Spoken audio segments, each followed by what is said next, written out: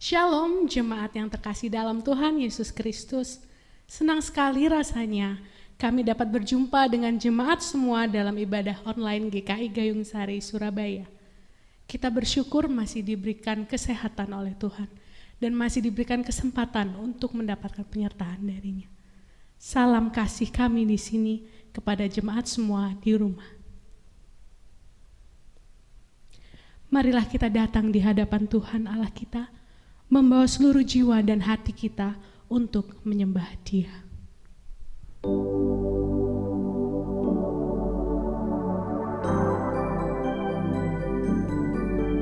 Saat ini kami datang di hadapan-Mu,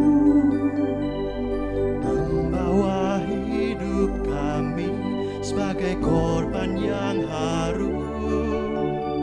Satukan hati, membawa diri, menjadi persembahan menyenangkan hati-Mu. kami dan seisi rumah kami kan menyembah-Mu, memuji-Mu, Tuhan Allah penyelamat kami. Kami dan seisi rumah kami kan memuja-Mu, mengagumi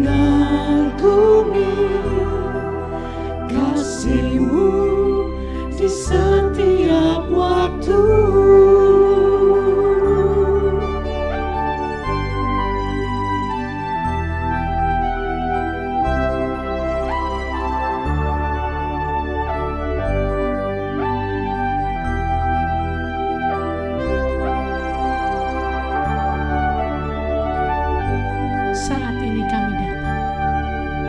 Saat ini kami datang di hadapan-Mu, membawa hidup kami sebagai korban yang harum.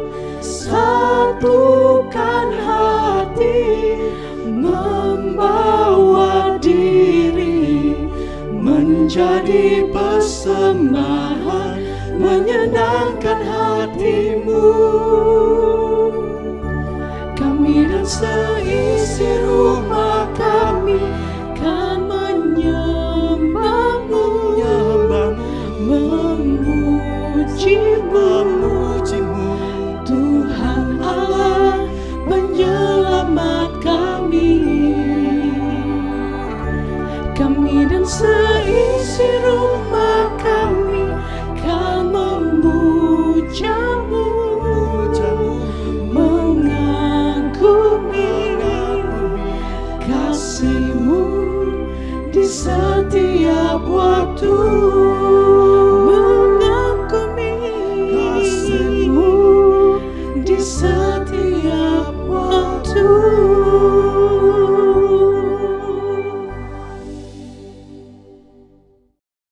Pertolongan bagi kita di dalam ibadah minggu ini terjadi di dalam nama Bapa dan Putra dan Roh Kudus.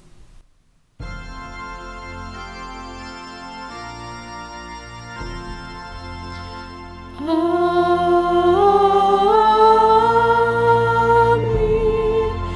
amin,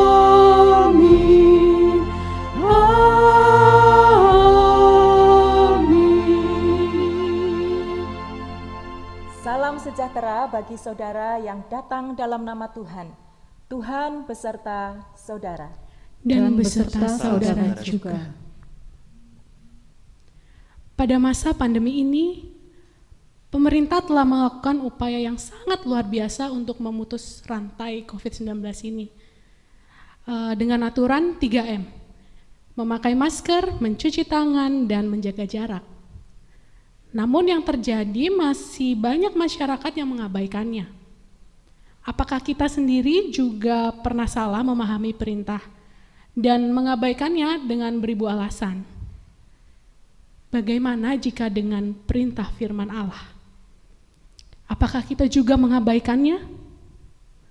Oleh karena kita tidak memahami dengan benar makna dari firman Allah tersebut. Hari ini kita akan belajar bersama-sama memahami firman Tuhan.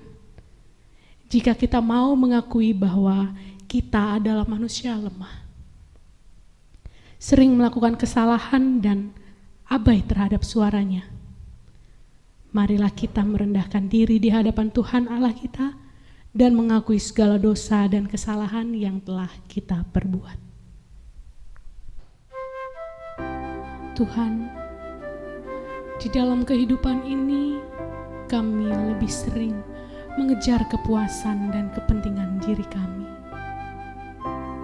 Kami yang adalah bagian dari keluarga dan bagian dari persekutuan gereja Tuhan, seringkali hanya melakukan kewajiban dan tugas kami tanpa didasari dengan pemahaman yang utuh.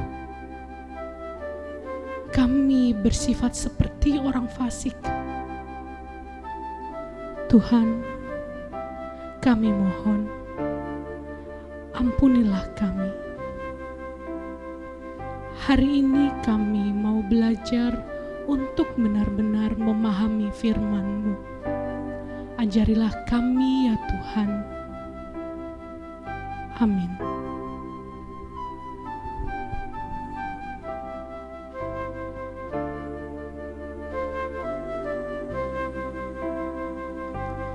Aku datanglah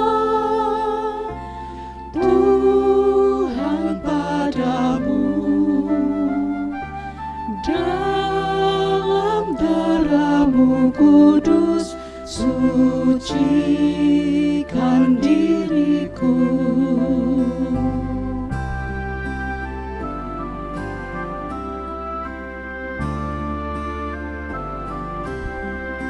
Suara-Mu ku dengar memanggil diriku, supaya ku di Golgota dibasuh darah-Mu. Kau panggil diriku supaya ku kenal iman, harapan yang teguh dan kasih-Mu kekal.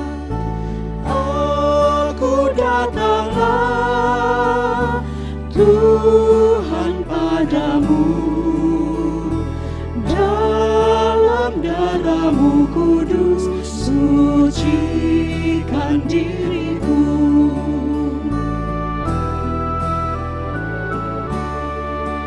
Kau buat meresap karya-Mu dalamku, kuasa dosa pun lenyap diganti rahmat-Mu. Aku datanglah Tuhan padamu, dalam darah-Mu kudus sucikan diriku. Dalam darah-Mu kudus sucikan diriku.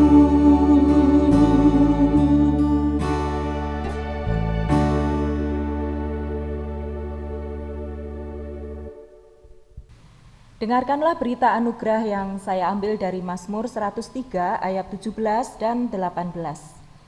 Tetapi kasih setia Tuhan dari selama-lamanya sampai selama-lamanya atas orang-orang yang takut akan Dia, dan keadilannya bagi anak cucu, bagi orang-orang yang berpegang pada perjanjiannya dan yang ingat untuk melakukan titahnya. Saudara, jika kita mau mendengar suaranya dan memperbarui hidup kita, maka Tuhan akan menganugerahkan kepada kita kebahagiaan sejati. Karena itu mari kita serukan bersama-sama, firman-Mu ku pegang selalu.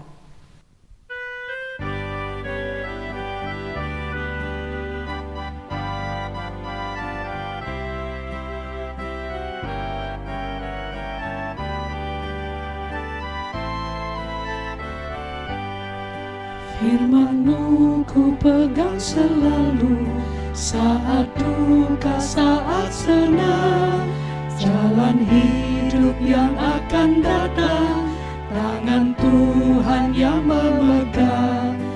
Pencobaan menghimpit aku dan menjadi keluhanku, firman-Mu ku pegang selalu, sayap-Mu tempat berteduh.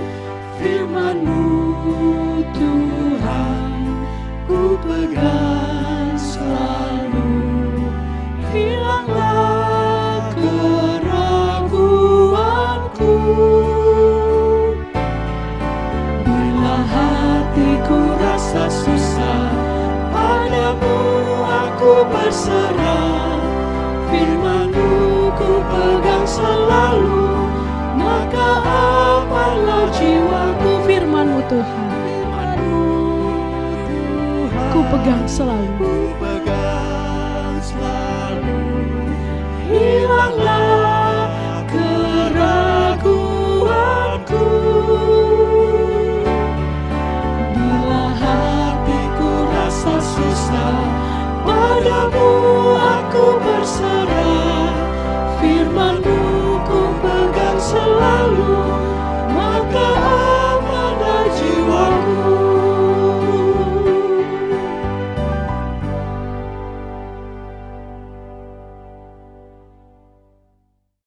Mari Bapak Ibu Saudara sekalian, kita akan bersama-sama menyiapkan hati kita. Kita datang kepada Tuhan di dalam doa, memohon Roh Kudus untuk menuntun di dalam pembacaan serta perenungan firman Tuhan pada hari ini.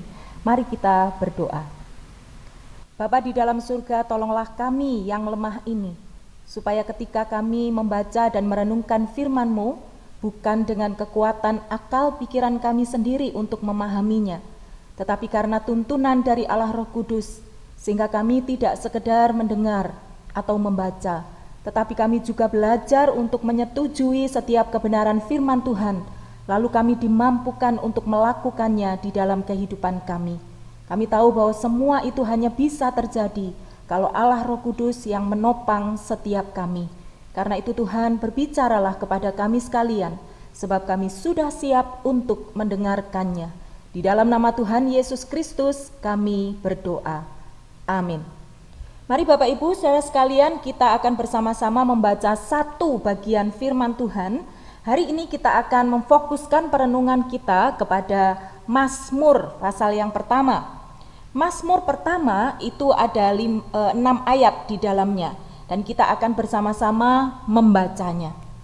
Mazmur pasal yang pertama, ayat 1 sampai dengan yang ke-6.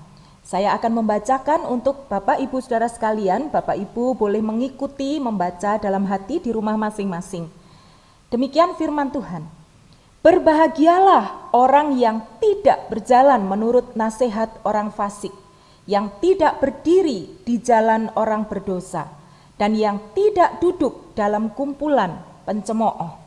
Tetapi yang kesukaannya ialah Taurat Tuhan, dan yang merenungkan Taurat itu siang dan malam.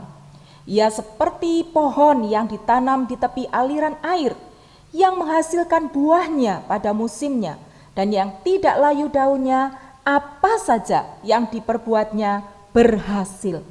Bukan demikian orang fasik, mereka seperti sekam yang ditiupkan angin.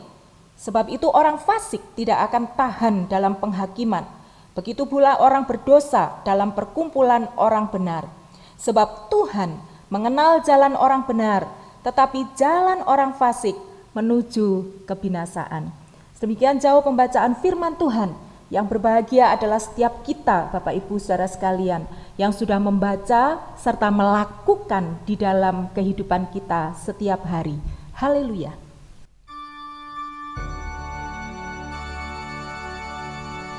Haleluya, haleluya, haleluya.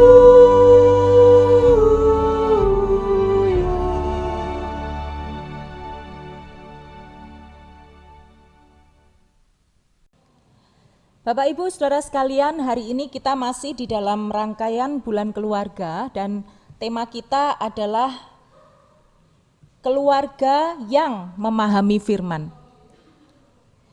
Nah, ajakan untuk menjadi keluarga yang memahami firman, tadi kita sudah dituntun oleh bacaan di dalam Mazmur pasal yang pertama, ayat 1 sampai dengan yang ke-6. Hal pertama yang ingin saya sampaikan adalah ketika kita menjadi keluarga yang memahami firman, sebenarnya apa sih yang akan kita dapatkan?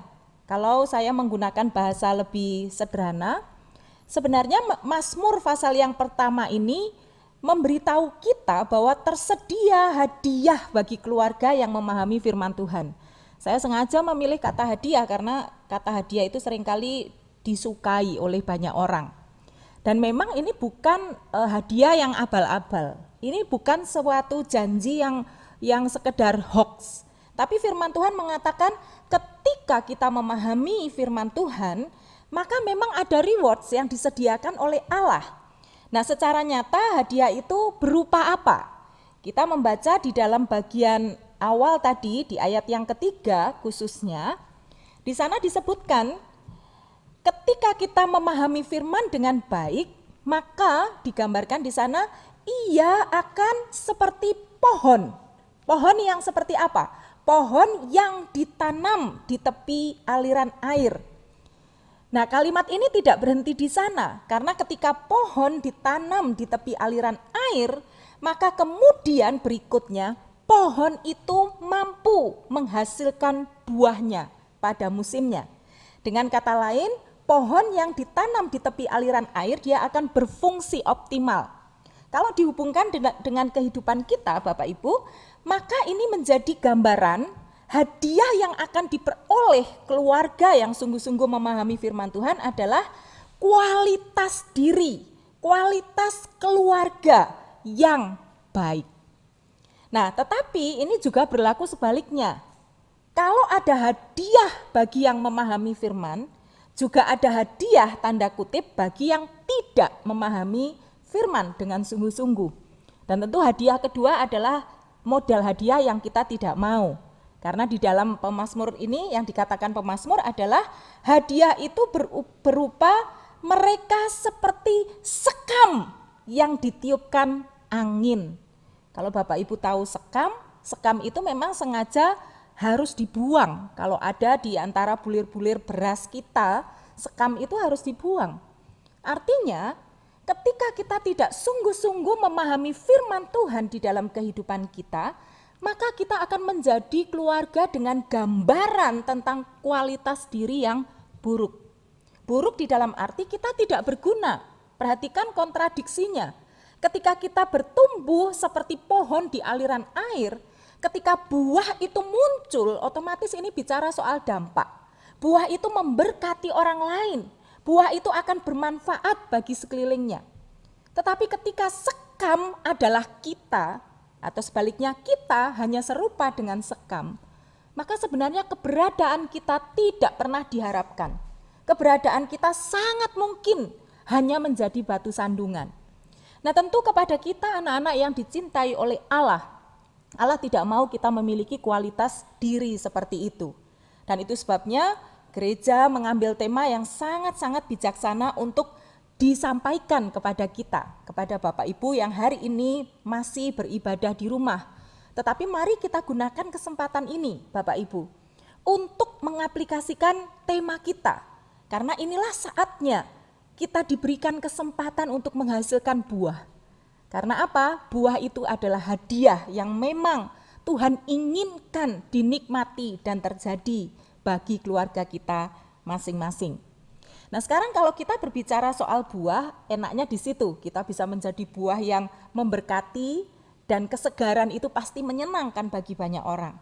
Persoalannya, mudahkah kita itu memahami firman Tuhan? Boro-boro memahami, mudahkah kita menjadi keluarga yang menyukai firman Tuhan? Nah, ini persoalan besar. Soal rewardnya Tuhan sudah menjanjikan, dan kalau Tuhan yang menjanjikan, Dia tidak pernah memberikan janji yang palsu. Yang menjadi masalah bagian kita adalah bagaimana supaya kita itu menjadi keluarga yang sungguh-sungguh sampai pada satu titik untuk memahami firman Tuhan. Nah, untuk menjawab ini, maka kita akan bersama-sama mencari jawaban atas pertanyaan ini, Bapak Ibu. Kenapa sih kok kita itu tidak mudah paham terhadap firman Tuhan? Kenapa sekalipun ada hadiah saat kita sungguh-sungguh memahami firman Tuhan, tapi kok kita bukan orang yang otomatis gitu menyukai firman Tuhan? Saudara, sebenarnya firman Tuhan sudah memberikan satu tanda awas. Tanda awas yang menjadi kecenderungan kita sebagai anak-anak Tuhan yang tidak otomatis menyukai firman Tuhan. Nah, sekarang saya ajak Bapak Ibu untuk melihat ayat yang pertama. Firman Tuhan, khususnya Mazmur ini adalah bagian yang sangat indah dan keren menurut saya. Kelihatannya hanya satu kalimat, tetapi itu adalah sebuah clue, sebuah petunjuk yang sangat penting bagi kita sekalian. Mari bersama-sama kita baca lagi di ayat yang pertama tadi. Dikatakan di sana, berbahagialah orang yang tidak berjalan menurut nasihat orang fasik, yang tidak berdiri di jalan orang berdosa, dan yang tidak duduk dalam kumpulan pencemooh. Kalau kalimatnya tidak, maka tadi hadiahnya adalah berbahagialah. Tapi yang sedang ingin kita jawab adalah pertanyaan begini, kenapa kok kita itu enggak berbahagia? Kenapa kok kita enggak suka membaca firman Tuhan? Nah, kalimatnya harus kita balik. Kalimatnya akan menjadi begini, ketika kita masih berjalan menurut nasihat orang fasik. Kapan kita tidak bisa menikmati, tidak bisa menghayati firman Tuhan, tidak bisa paham terhadap firman Tuhan yang sebenarnya akan memberi hadiah itu kepada kita? Ada 3 hal itu, ketika kita tidak atau masih berjalan menurut nasihat orang fasik. Yang pertama, ketika kita masih berjalan atau berdiri di jalan orang berdosa. Dan yang ketiga adalah ketika kita masih duduk dalam kumpulan pencemooh. Saya akan menguraikan 3 poin ini. Mari kita amati bersama-sama. Hal yang pertama, menjadi penyebab kenapa kita tidak paham firman Tuhan. Nah, kalau kita nggak paham, lah gimana kita bisa sepakat dengan firman Tuhan? Lah kalau kita nggak sepakat dengan firman Tuhan, gimana kita mau melakukan firman Tuhan? Jadi kita akan mengamati 3 poin ini. Poin yang pertama, kita itu menjadi tidak paham terhadap firman Tuhan karena kita adalah orang-orang yang masih berjalan menurut nasihat orang fasik. Saya mencoba memeriksa atau meneliti kata berjalan itu di dalam bahasa aslinya. Artinya kalau diterjemahkan di dalam bahasa Indonesia, kata berjalan itu hubungannya adalah dengan tujuan, purpose, dengan tujuan hidup. Saudara, kapan kita tidak tertarik dan bahkan tidak mau melakukan firman Tuhan? Saat kita masih belum memiliki tujuan hidup. Lah kenapa orang nggak punya tujuan hidup? Orang yang nggak punya tujuan hidup karena seolah-olah dia sebenarnya nggak punya hidup itu sendiri. Lah kalau orang nggak hidup, gimana bisa mencapai tujuannya? Saudara, apa yang ingin saya katakan dari bagian ini? Saya ingin mengingatkan kepada kita sekalian, Bapak Ibu. Hal pertama yang membuat kita menjadi orang Kristen yang tidak otomatis menyukai firman Tuhan, itu adalah karena natur kita sebagai orang berdosa. Masih ingat Roma pasal yang ke-6 ayat 23? Semua orang berdosa ini adalah hukumannya maut. Maut itu apa? Mati. Mati itu artinya tidak hidup. Artinya sebagai orang berdosa, natur kita adalah mati secara rohani. Nah, sedangkan firman Tuhan ini adalah makanan rohani. Lah kalau kita saja masih mati, kita nggak butuh ini. Kita tidak membutuhkan hal-hal yang rohani. Sehingga ketika kita menjalani kehidupan ini, ya mana mungkin firman Tuhan akan menjadi hal yang menarik di dalam kehidupan kita. Kita nggak paham apa gunanya firman Tuhan ini dalam hidupku. Wong kita memang tidak punya tujuan. Sebagai contoh sederhana begini Bapak Ibu. Dulu sekali ketika saya masih belajar nyetir gitu, waktu masih belum menikah, saya punya instruktur untuk belajar nyetir. Ini orangnya pendiam sekali gitu. Mungkin dia biasa menggunakan bahasa kalbu gitu ya, atau menggunakan ilmu kebatinan. Lah saya nggak paham yang dia maksud. Jadi satu kali ada satu fase harus belajar untuk parkir itu mundur gitu, mundur parkir. Tapi saya nggak tahu, setiap kali saya disuruh mundur itu dia nggak ngomong gitu. Ini sebenarnya untuk apa sih? Pokoknya cuma dibilang sekarang mundur. Lalu dia tiba-tiba membawa 2 kayu dan 2 kayu itu dipasang berjejer agak jauh. Ayo sekarang lewat situ. Maksudnya apa sih? Yang terjadi apa Bapak Ibu? Bolak-balik saya menabrak kayu itu. Kenapa? Saya nggak paham maksudnya. Kenapa kok saya nggak paham? Saya nggak ngerti tujuannya orang ini apa sih? Kok saya disuruh-suruh kayak gini ini apa? Saudara, ini gambaran sederhana bahwa ketika kita tidak punya tujuan hidup, kapan kita tidak punya tujuan hidup? Ketika sesungguhnya secara rohani kita itu mati. Orang yang kerohaniannya masih belum hidup, dia akan menjalani hidupnya itu tanpa tujuan. Lah kalau orang menjalani hidupnya tanpa tujuan, ya nggak perlu kompas ini, yaitu firman Tuhan. Nggak perlu kompas, pokoknya dia jalani hidupnya. Artinya saudara, ternyata untuk memahami kebenaran firman Tuhan, butuh langkah serius di dalam keluarga kita masing-masing. Hal pertama yang harus kita lakukan, kalau kita adalah orang tua, Bapak Ibu orang tua bertanggung jawab untuk mendoakan anak-anaknya, bahkan mengecek diri sendiri, apakah kita adalah orang-orang yang sudah lahir baru. Karena salah satu indikasi kuat kita adalah orang yang sudah hidup, rohani kita mau bertumbuh, adalah ketika kita sudah lahir baru. Jangan menjadi cukup puas hanya ketika melihat anak-anak itu misalnya rajin kita antar ke sekolah minggu. Secara berkala orang tua bertanggung jawab sekali untuk memeriksa apakah anak-anakku ini sudah sungguh-sungguh lahir baru, menerima Kristus di dalam hidupnya. Karena ini akan menjadi rentetan yang serius juga Bapak Ibu. Kalau seseorang tahu bahwa Yesus itu adalah juru selamat, dan hidupnya adalah hidup yang sudah diubahkan menjadi ciptaan baru. Ini otomatis orang tidak lagi memikirkan hal-hal yang tanpa tujuan. Yang dia selalu pikirkan adalah bagaimana hidupku ini berguna, dan tujuan hidup kita itu apa sih? Tujuan hidup kita adalah untuk memuliakan Tuhan dan menjadi berkat bagi banyak orang. Ada banyak orang yang tidak tahu tujuan hidupnya apa. Coba tanyakan baik-baik. Anak-anak ditanyain, tujuan hidupmu apa sih? Saya pernah kok melayani sebuah sekolah di SMA, ketika saya tanya, saya suruh menulis dengan cepat di sebuah kertas tanpa berpikir, coba sebutkan, apa tujuan hidupmu? Hampir 90 atau bahkan 100% anak menjawab, tujuan hidupku jadi kaya. Itu bukan tujuan hidup orang Kristen Bapak Ibu. Tujuan hidup orang Kristen itu 2. Seperti yang Tuhan katakan, kasihlah Tuhan Allahmu, berarti tujuan hidup kita adalah memuliakan Allah. Kasihlah sesamamu manusia, tujuan hidupmu adalah menjadi berkat bagi orang lain. Tapi kalau kita belum pernah lahir baru, kita nggak paham tujuan hidup kita itu apa, otomatis kita nggak suka sama firman Tuhan. Di dalam firman Tuhan inilah kita mengetahui bagaimana caranya memuliakan Tuhan. Kebenaran firman Tuhan inilah yang mengajar kita bagaimana menjadi berkat bagi banyak orang. Jadi itu poin yang pertama, pemazmur ini sangat jeli menuliskan hal ini.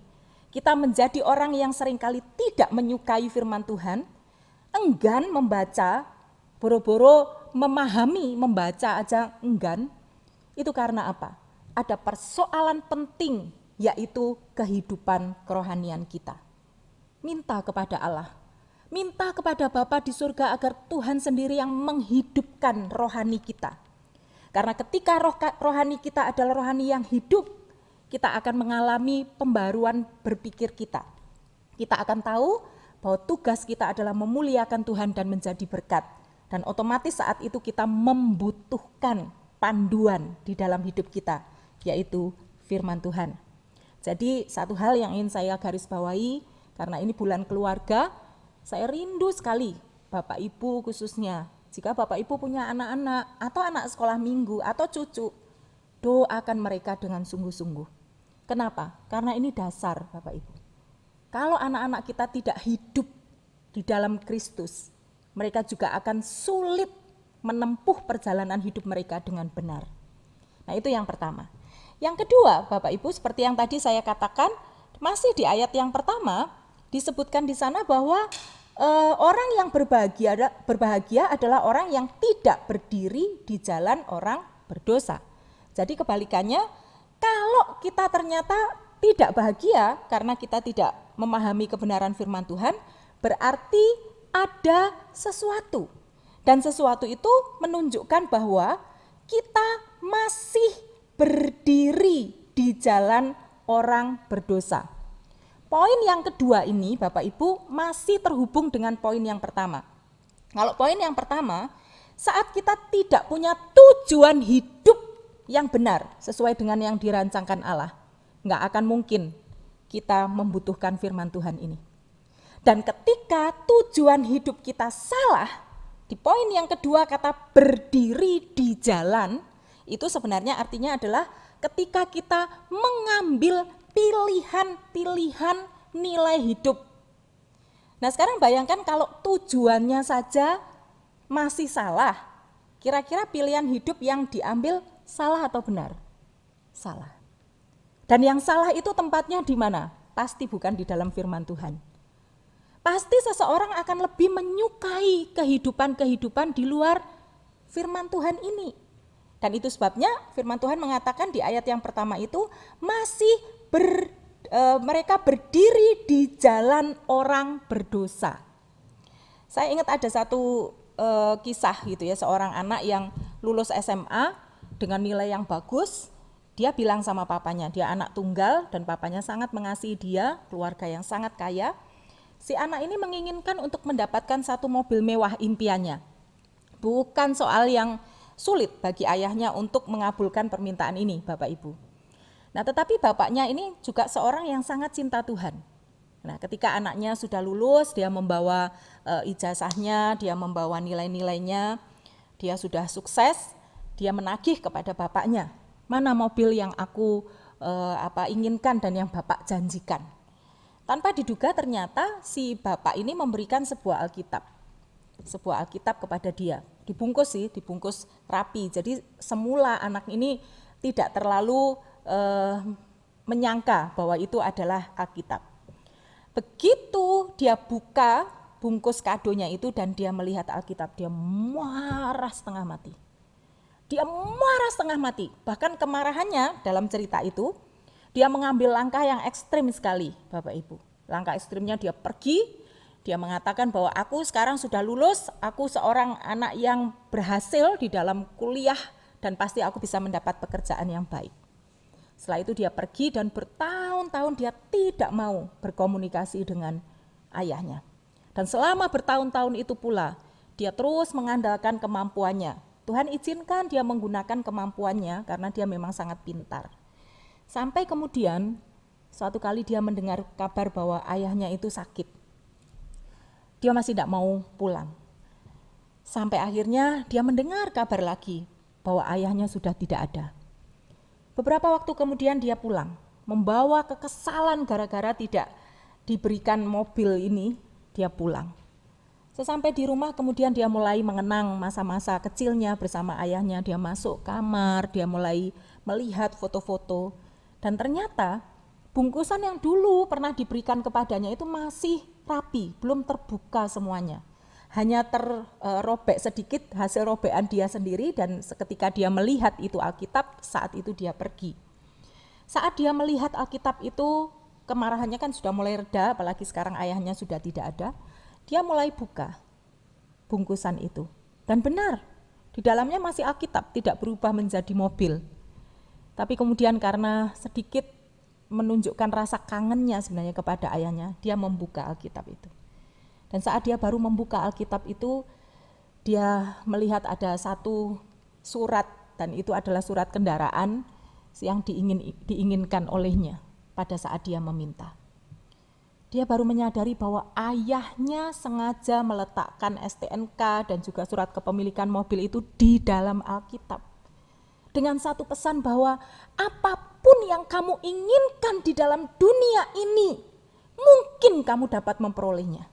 Tetapi kalau hidupmu tidak dibungkus oleh kebenaran firman Tuhan, sebenarnya sia-sia. Ayahnya punya message yang sangat jelas, sangat penting. Tapi memang anaknya membuktikan itu. Dia tidak tertarik.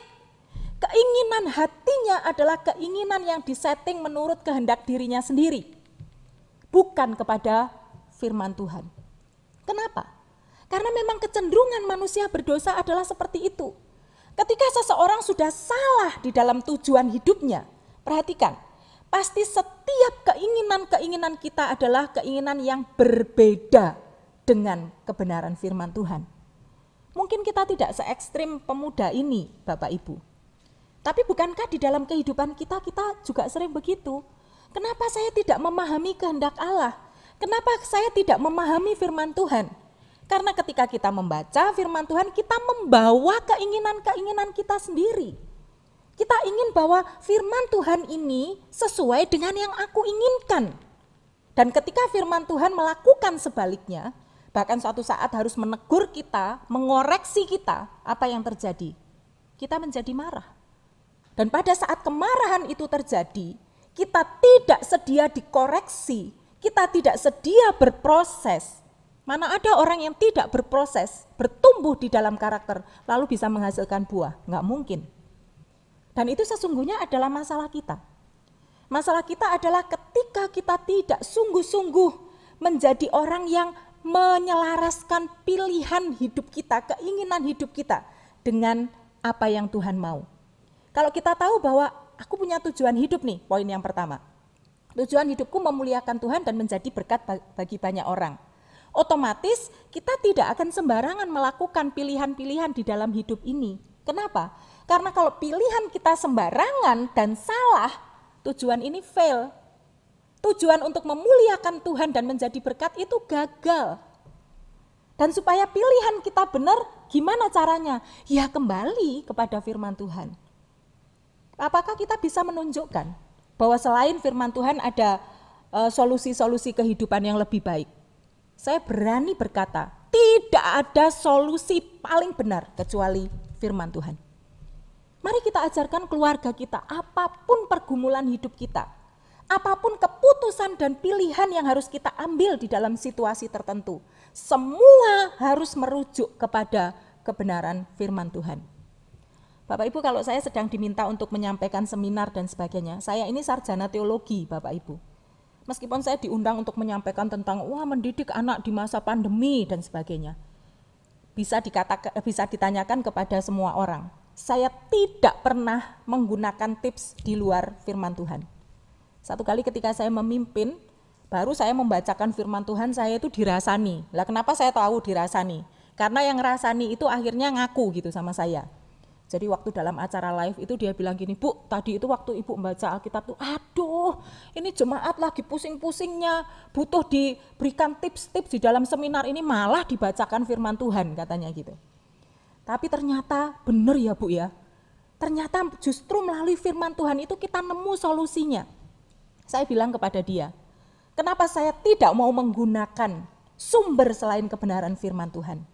Yang pertama, pertanggungjawaban moral saya sarjana teologi, tidak mungkin saya menyampaikan secara psikologi, itu bukan bidang saya, apalagi dari sudut pandang kesehatan dan teknik mesin gitu ya, saya pasti dari Alkitab. Tapi yang kedua, saya sampai hari ini tidak pernah menemukan sumber solusi bagi semua masalah orang di dunia, kecuali dari Alkitab. Alkitab tidak memberikan aturan-aturan praktis. Kalau aturan praktis soal Alkitab ini bisa besar sekali, segini aja kita males baca, apalagi kalau besar ya.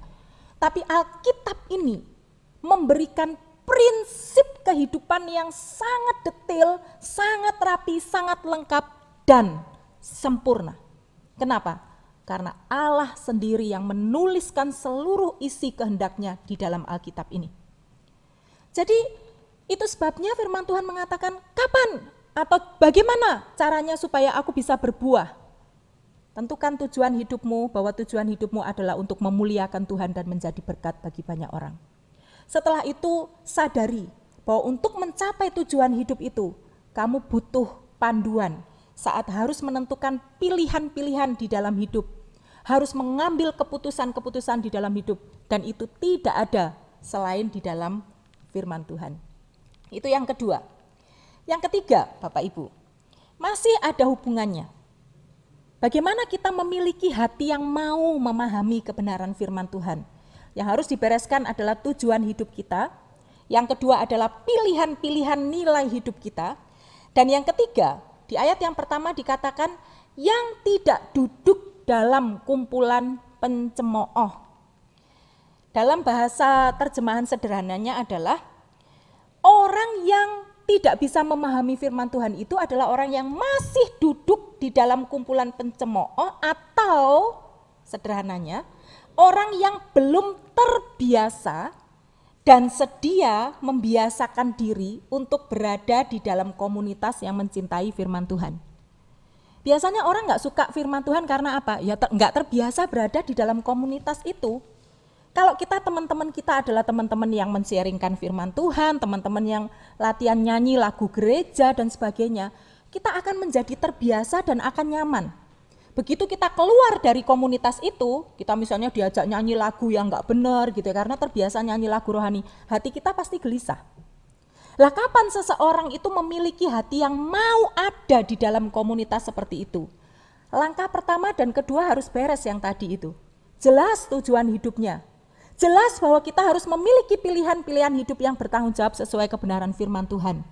Dan kemudian dengan sadar, karena dua ini penting, saya harus mengkondisikan diri saya di dalam satu komunitas yang benar, yaitu komunitas yang mencintai firman Tuhan.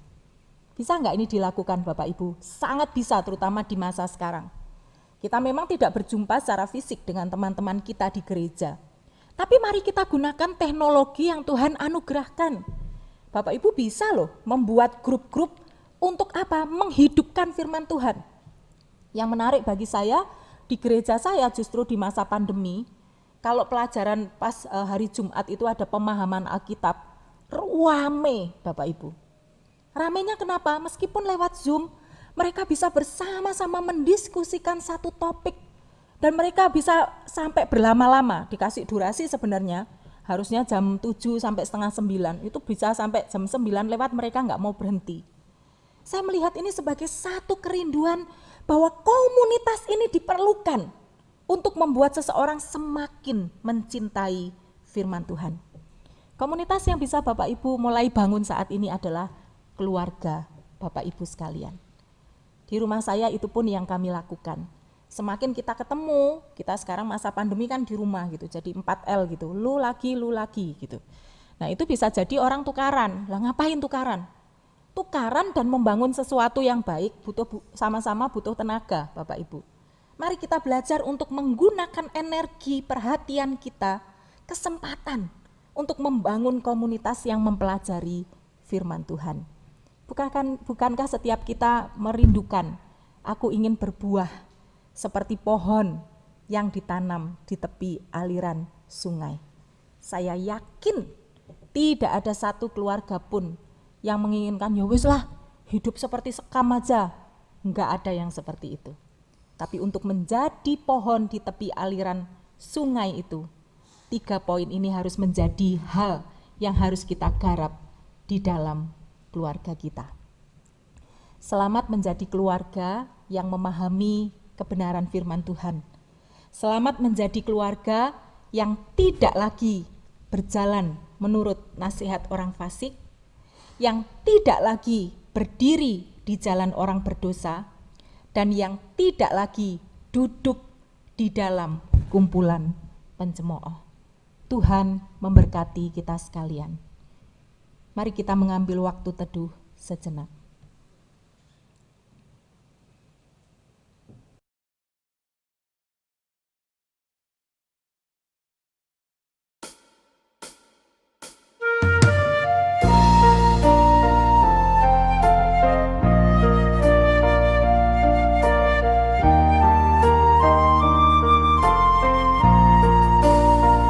Berbahagia tiap rumah tangga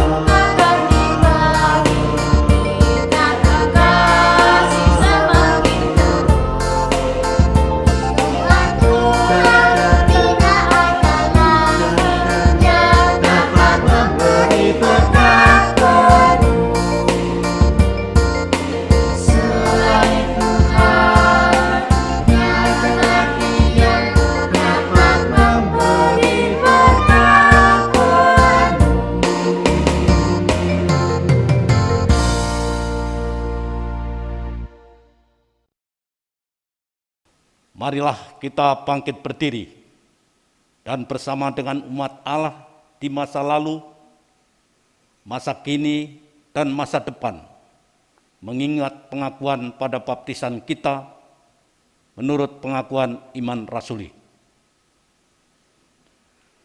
Aku percaya kepada Allah, Bapa yang Maha Kuasa, Khalik langit dan bumi, dan kepada Yesus Kristus, Anaknya yang tunggal Tuhan kita, yang dikandung dari Roh Kudus, lahir dari anak darah Maria, yang menderita sengsara di bawah pemerintahan Pontius Pilatus, disalibkan, mati dan dikuburkan, turun ke dalam kerajaan maut, pada hari yang ketiga bangkit pula dari antara orang mati, naik ke surga, duduk di sebelah kanan Allah Bapa yang Maha Kuasa, dan dari sana ia akan datang untuk menghakimi orang yang hidup dan yang mati. Aku percaya kepada Roh Kudus, gereja yang kudus dan am, persekutuan orang kudus, pengampunan dosa, kebangkitan orang mati, dan hidup yang kekal. Amin. Mari Bapak Ibu, saudara sekalian, kita menaikkan doa-doa kita di hadapan Tuhan. Bapa di dalam surga, pada hari ini kami bersyukur kalau kami boleh ada sebagaimana adanya kami. Itu menunjukkan betapa Allah begitu mengasihi kami dan tetap berdaulat di dalam kehidupan kami. Karena itu Tuhan, kami tidak ragu-ragu untuk menaikkan beberapa pokok doa. Pertama-tama kami mengingat untuk kondisi bangsa dan negara kami. Tuhan, kondisi penanganan pandemi COVID-19 masih terus dikerjakan oleh negeri ini, oleh orang-orang yang terus berjuang sesuai dengan kapasitas mereka masing-masing. Kiranya Engkau mengaruniakan kepada mereka hikmat, mengaruniakan kepada mereka semangat, daya juang yang tidak mudah tidak mudah menyerah. Mereka yang terus-menerus bergandengan tangan, sekalipun menghadapi situasi sulit seperti ini. Biarlah orang-orang yang Tuhan percayai untuk mengemban tugas terkait dengan ini, Tuhan terus memberikan kemampuan dan kerjasama yang baik. Kami mau berdoa khususnya untuk pemerintah bangsa kami, di segenap jajaran mereka. Biarlah Tuhan juga memampukan mereka untuk menjadi pemimpin-pemimpin yang takut akan Tuhan. Karena hanya dengan hati yang takut akan Tuhan membuat kinerja mereka benar, membuat hati mereka tetap tulus untuk mencintai negeri ini, sehingga negara kami boleh semakin mengalami hal-hal yang baik, mengalami kemajuan, selalu menemukan solusi di tengah masalah yang ada. Kami berdoa untuk kehidupan masyarakat di tengah pandemi, Tuhan, bukanlah hal yang mudah karena begitu banyak area yang terdampak akibat COVID-19 ini. Tapi sekali lagi kami percaya bahwa Allah adalah Allah yang tetap berdaulat dari dulu, sekarang, sampai selama-lamanya. Karena itu kami menyerahkan untuk kehidupan masyarakat Indonesia khususnya. Biarlah kami semua tetap menjadi orang-orang yang menyadari sebagai ciptaan-Mu dan tetap bergantung kepada Tuhan di dalam setiap problem yang dihadapi. Khususnya untuk anak-anak Tuhan, ajar kami untuk memberikan teladan yang benar di dalam merespon setiap masalah yang ada, sehingga orang lain dapat melihat bahwa kami memiliki Allah yang hidup, yaitu Engkau di dalam Kristus Yesus yang sudah menyelamatkan kami. Saat ini kami juga berdoa untuk gereja-gereja Tuhan yang masih begitu banyak melakukan kegiatan online, juga menyelenggarakan ibadah secara online. Berkatilah setiap gereja-Mu Tuhan, supaya setiap upaya yang dilakukan juga terus mendatangkan kesempatan yang baik bagi seluruh jemaat untuk tetap bertumbuh semakin mengenal Allah, semakin dewasa secara iman.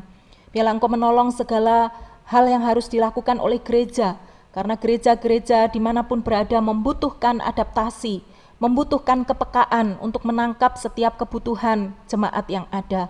Biarlah Engkau sang sumber hikmat yang akan mengaruniakan hikmat kepada setiap anak-anak-Mu di berbagai gereja yang ada. Kami juga mau berdoa Tuhan, menyerahkan untuk pergumulan jemaat. Kami tahu ada jemaat yang bergumul karena sakit. Mereka mungkin sudah ada yang di dalam pemulihan.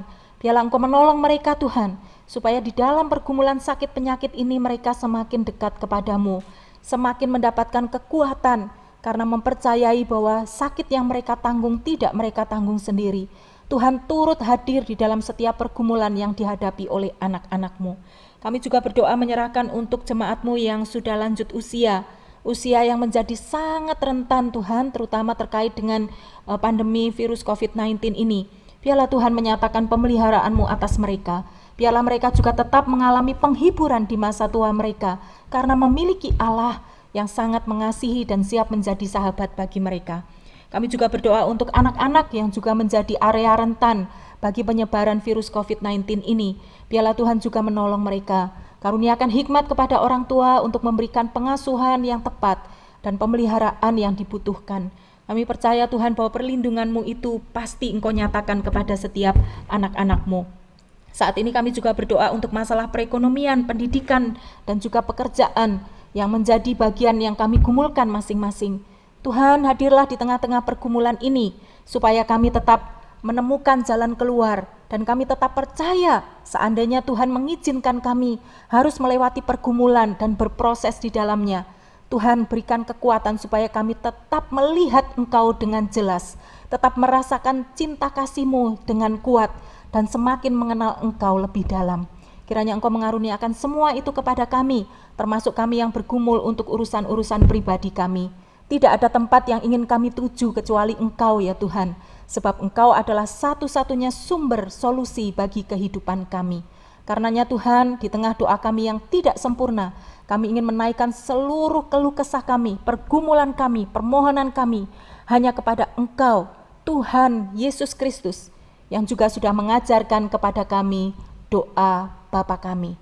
Bapa kami yang di surga, dikuduskanlah nama-Mu, datanglah kerajaan-Mu, jadilah kehendak-Mu di bumi seperti di surga.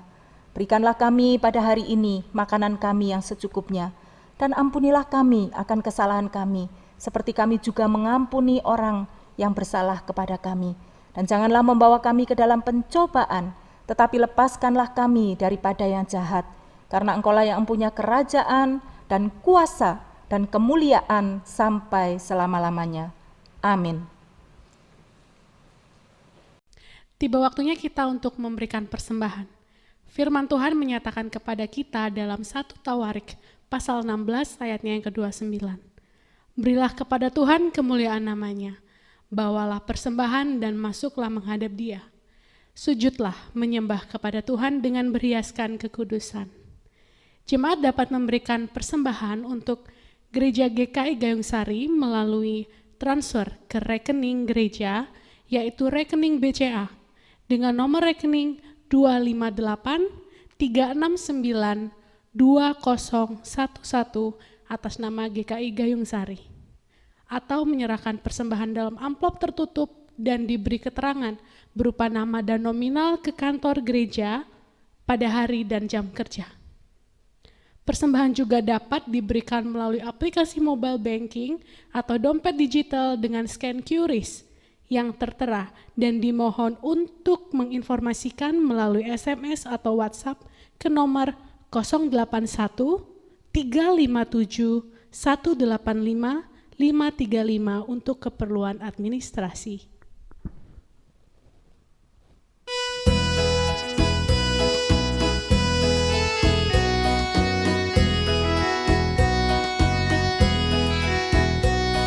Di sini aku bawa Tuhan, persembahan hidupku semoga berkenan.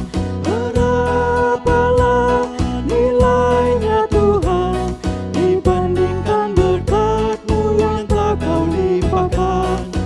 Terimalah Tuhan, oh terimalah Tuhan. Ku ingat firman-Mu yang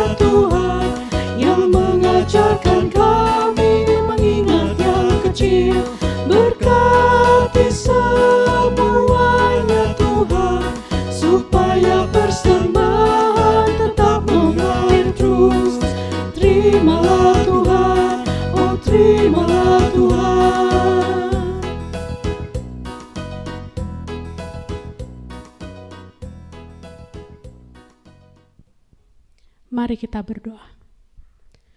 Tuhan, kami bawa persembahan syukur kami kepadamu. Tanda sukacita dan syukur kami atas berkat dan rahmat-Mu. Engkau pakai orang-orang yang mengelola persembahan ini hanya untuk kemuliaan nama-Mu saja. Terpujilah nama-Mu Bapa. Kami berdoa dalam satu nama Tuhan Yesus Kristus. Amin. Jemaat Tuhan, marilah kita berkomitmen sebagai keluarga untuk memahami firman Tuhan. Mau diubahkan, sehingga kita bisa menunjukkan keperubahan yang lebih baik. Jadikan Tuhan sebagai pemimpin dalam kehidupan kita, dan kita pun mendengar serta melakukan perintah-Nya.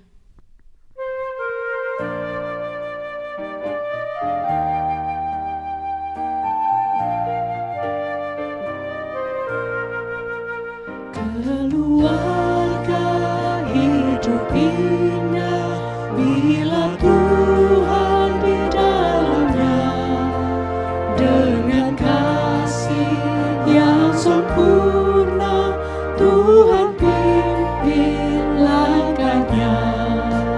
Terima kasih padamu Tuhan, Kau bimbing kami selamanya. Segala hormat, puji dan syukur kami panjatkan kepadamu. Keluarga hidup indah bila Tuhan pemimpinnya, dalam suka, dalam duka, kita dalam tangan-Nya. Terima kasih padamu Tuhan, Kau bimbing kami selamanya. Segala hormat, puji dan syukur kami panjatkan kepadamu.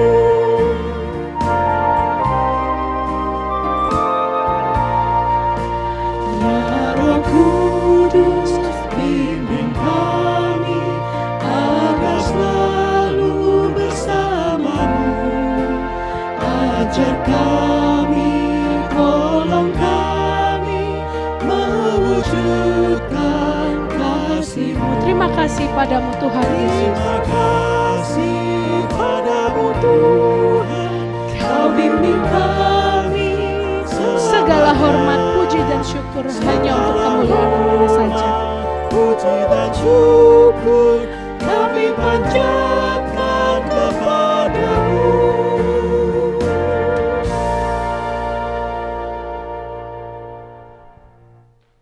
Keluarga yang dikasihi Tuhan dimanapun berada, marilah kita mengarahkan hati melakukan perintah-Nya, menjadi saksinya sehingga orang lain pun dapat melihat kehidupan keluarga Allah sesungguhnya. Untuk itu mari kita bersama-sama menerima berkat dari Tuhan. Kasih karunia dan damai sejahtera dari Allah Bapa kita dan dari Tuhan Yesus Kristus dalam persekutuan dengan Roh Kudus kiranya menyertai kita sekalian dan juga keluarga demi keluarga dari saat ini sampai Kristus datang kembali.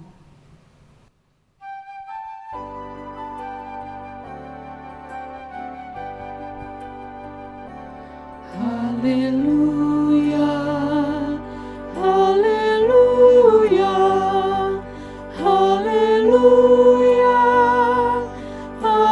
amin. Di setiap kata dan karyaku, haleluya, amin.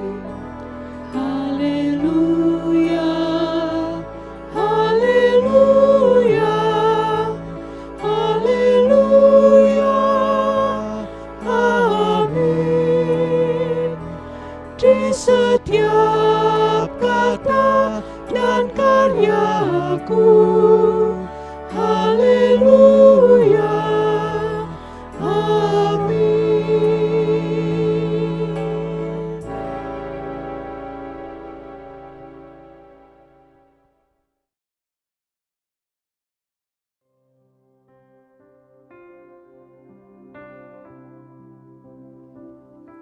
Seperti rusa yang haus, rindu aliran sungaimu.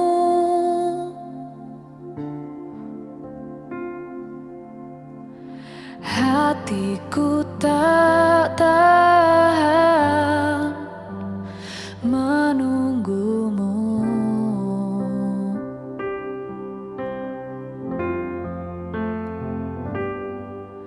Bagai tanah gersang menanti datangnya hujan.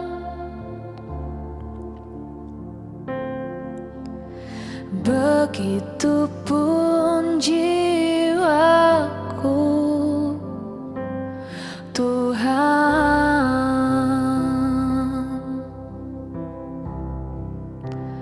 Hanya Engkau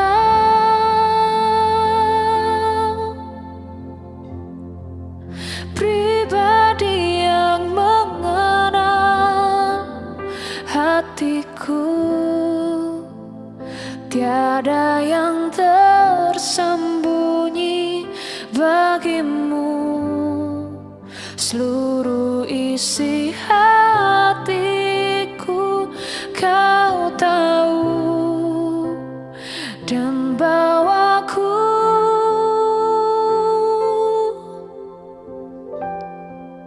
untuk lebih dekat lagi padamu,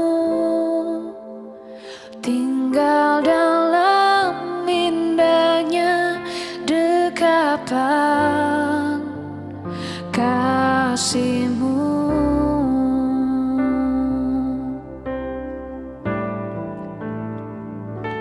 Seperti rusa yang haus, rindu aliran sungaimu.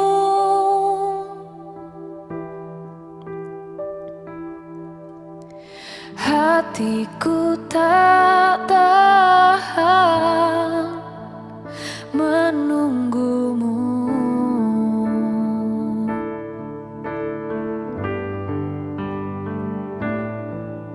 Bagai tanah gersang menanti datangnya hujan.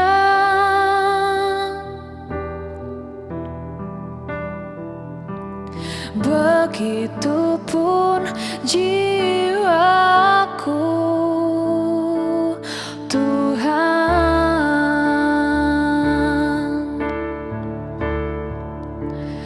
Hanya Engkau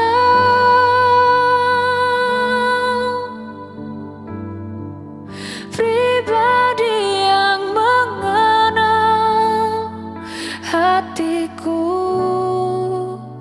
Tiada yang tersembunyi bagimu, seluruh isi hatiku Kau tahu.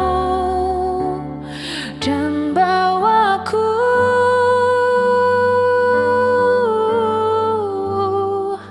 untuk lebih dekat lagi padamu, tinggal dalam indahnya dekapan kasih-Mu. Oh, tinggal dalam indahnya dekapan